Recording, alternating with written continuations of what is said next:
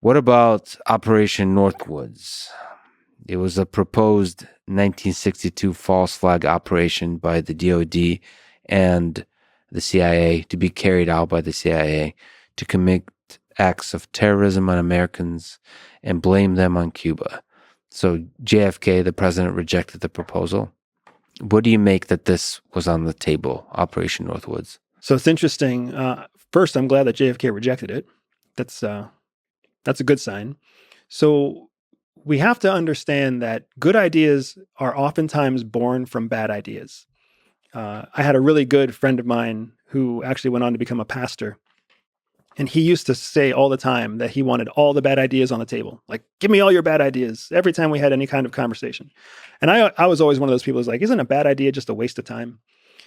And he was like, no, because the best ideas oftentimes come from bad ideas. So again, Cuban Missile Crisis, mass hysteria in the United States about nuclear war from Cuba, missiles blowing up American cities faster than we could even see them coming. It makes sense to me that a president would go to especially the part of CIA, which is the Special Activities Division.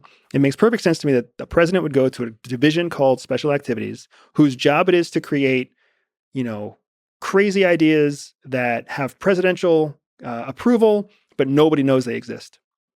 So it makes sense that he would challenge a group like that to come up with any wacky idea, right? Come up with anything. Just let's start with something, because we can't bring nothing to the table. We have to do something about this Cuban issue. And then that's how an operation like that could reasonably be born. Not because anybody wants to do it, but because they were tasked by the president to come up with 5 ideas, and it was one of the ideas.